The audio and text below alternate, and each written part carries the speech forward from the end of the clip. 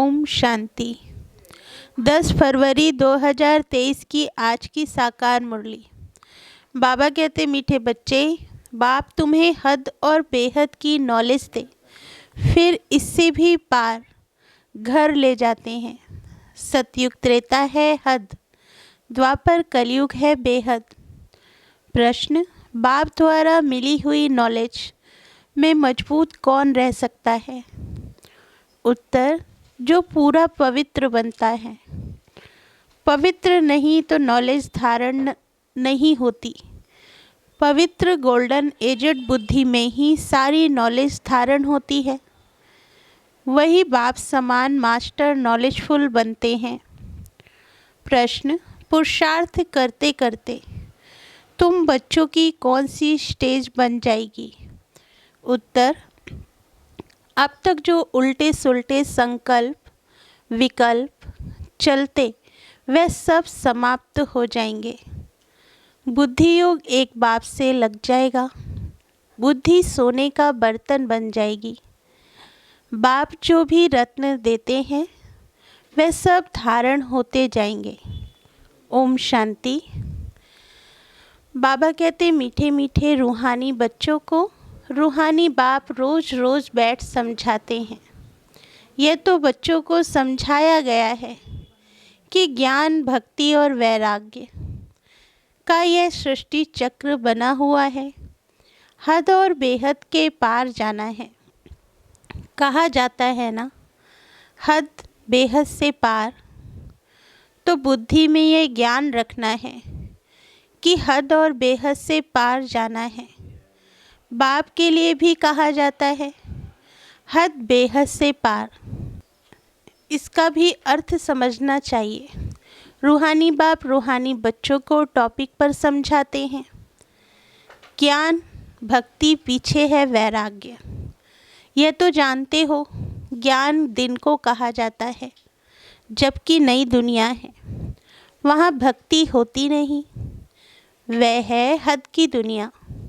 वहाँ बहुत थोड़े मनुष्य होते हैं, फिर धीरे धीरे वृद्धि को पाते हैं। आधा कल्प के बाद भक्ति शुरू होती है। जब ज्ञान अर्थात दिन है तो कोई संन्यास धर्म नहीं है, वैराग्य नहीं है। संन्यास व त्याग वहाँ होता नहीं। ये सब बातें बुद्धि में रहनी चाहिए। धीरे धीरे सृष्टि की वृद्धि होती जाती है। जीव आत्माओं की वृद्धि होती है। आत्माएं परम धाम से आती रहती हैं। हद से शुरू होता है। इस समय बेहद में है तो बाप हद से बेहद से पार हैं। हद में कितने थोड़े बच्चे हैं। फिर सृष्टि वृद्धि को पाती है। अब इनसे भी पार जाना है। इसको कहा जाता है बेहद। पहले आत्माएं हद में थी। सतयुग त्रेता में पाठ बजाती थीं। कहाँ 9 लाख मनुष्य, कहाँ 500-600 करोड़। चले जाओ बेहद में, मनुष्य जांच करते हैं कहाँ तक आसमान है, कहाँ तक समुद्र है। इसका अंत नहीं पा सकते। ऊपर जाने की कितनी कोशिश करते हैं, इतना तेल डालना पड़े जो फिर वापस भी आ सके। बेहद में जा नहीं सकते, हद तक जाएंगे। हद बेहद से पार का राज बाप तुमको समझाते हैं। पहले पहले नई दुनिया में हद है, बहुत थोड़े रहते हैं। तुमको रचना के आदि मध्य अंत की नॉलेज होनी चाहिए। यह नॉलेज कोई को है नहीं।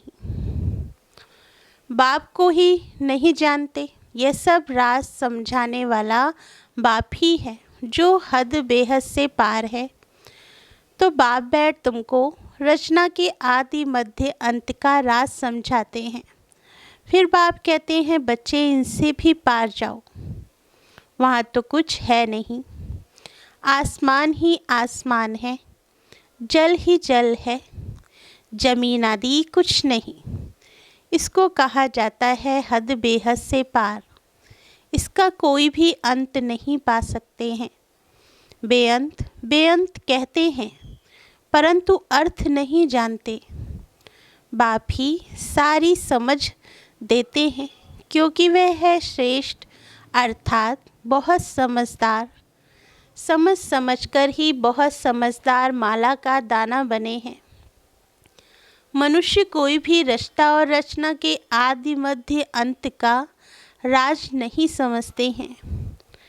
बाप ही समझाते हैं, कहते हैं, मैं हद को भी देख रहा हूँ, बेहद में भी जाता हूँ।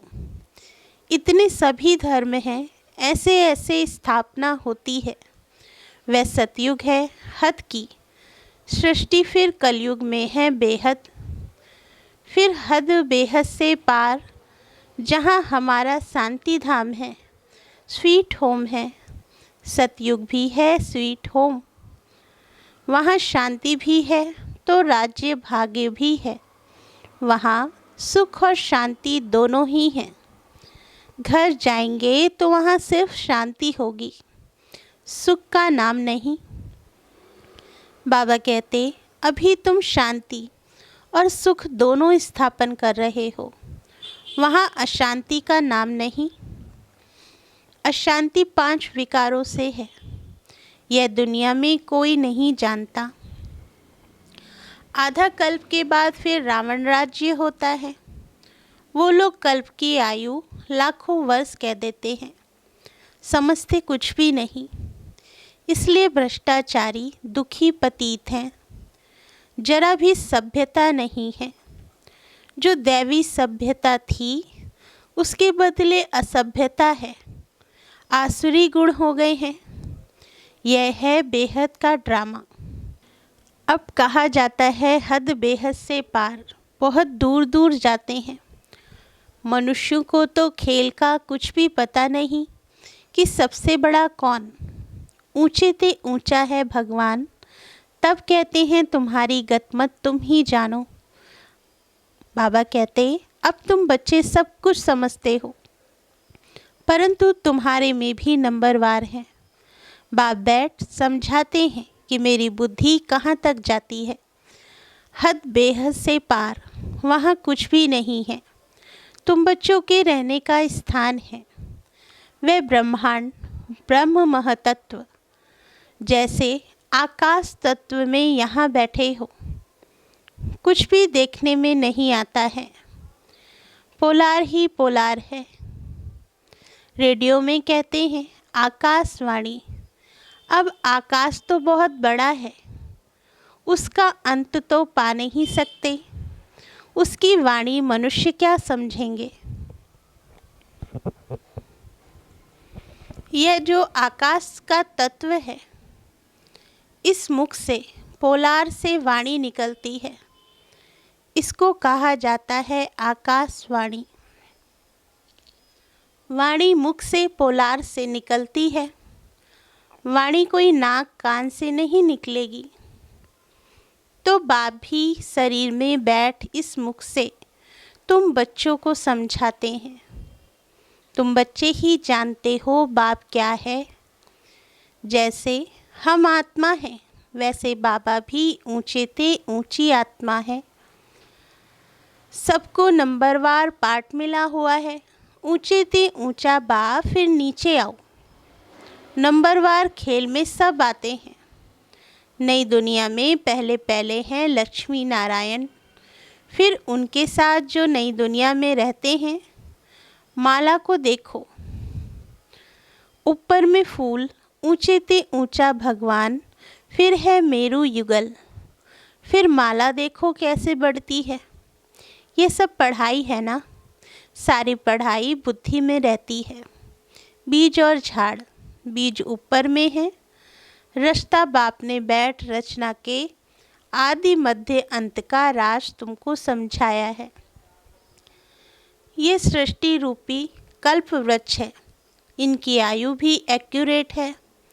इसमें 1 सेकंड का भी फर्क नहीं पड़ सकता है। तुमको कितनी नॉलेज मिली है। इसमें मजबूत वह रह सकते हैं जो पवित्र बनते हैं, नहीं तो नॉलेज धारण हो न सके। पवित्र बर्तन गोल्डन एजड बुद्धि होगी तो नॉलेज ऐसी सहज धारण रहेगी जैसे बाबा के पास है। नंबरवार मास्टर नॉलेजफुल बन जाएंगे। ये राज बाप बगैर कोई समझा न सके। ना देवताओं के मुख से सुनेंगे, ना पतित मनुष्यों के मुख से सुनेंगे, बाप ही सुनाते हैं। सो भी अभी संगम पर ही तुम सुनते हो। बाप एक ही बार बाप टीचर सतगुरु बनते हैं, पाठ बजाते हैं, फिर 5000 वर्ष बाद वही पाठ बजाएंगे। प्रलय तो होती नहीं, तो पहले है बाप। ऊंचे थे ऊंचा शिव, फिर मेरू, ऊंचे थे ऊंचा महाराजा महारानी, फिर अंत में जाकर आदिदेव, आदि देवी बनेंगे। सारा ज्ञान तुम्हारी बुद्धि में है, परंतु नंबरवार पुरुषार्थ अनुसार। ये नॉलेज तुम किसको भी सुनाओ तो वंडर खाएंगे। बाप नॉलेजफुल बगैर ये नॉलेज कोई दे ना सके। ये बच्चों को धारण करना बहुत सहज है, कोई मुश्किल नहीं, परंतु याद की यात्रा है मुख्य। सोने के बर्तन में रत्न ठहर सकेंगे। ऊंचे ते ऊंचे रत्न हैं। यह बाबा रत्नों का व्यापारी भी है ना। अच्छा, रत्न आता था तो चांदी की डिब्बी में कपास डालकर ऐसे बनाकर रखते थे, फिर ऐसे खोलकर दिखाते थे जैसे बहुत फर्स्ट क्लास चीज़ है। अच्छी चीज़ अच्छे बर्तन में ही सोपती है। तुम्हारे ये कान हैं बर्तन, इन द्वारा तुम सुनते हो, धारण करते हो। तो ये सोने का पवित्र बर्तन चाहिए, अर्थात बुद्धि योग बाबा से पूरा होना चाहिए। बुद्धि योग ठीक नहीं होगा तो कोई बात ठहरेगी नहीं। उल्टे सुल्टे संकल्प भी नहीं उठने चाहिए। तूफान बंद। पुरुषार्थ करते करते यह स्टेज होगी। बुद्धि को सब तरफ से निकाल मेरे साथ लगाते लगाते बर्तन सोना हो जाएगा। दूसरों को भी दान देते रहो। भारत महादानी है। भारत में धन आदि बहुत दान करते हैं। यह फिर है अविनाशी ज्ञान रत्नों का दान जो बाप बच्चों को देते हैं। देह सहित देह के जो भी संबंधी हैं उन सबको छोड़ बुद्धि एक के साथ लगानी है। हम तो बाप के हैं, बस बाबा एम ऑब्जेक्ट बता देते हैं। पुरुषार्थ करना बच्चों का काम है, तभी ऊंच पद पाएंगे। कोई भी उल्टा सुल्टा संकल्प नहीं उठना चाहिए।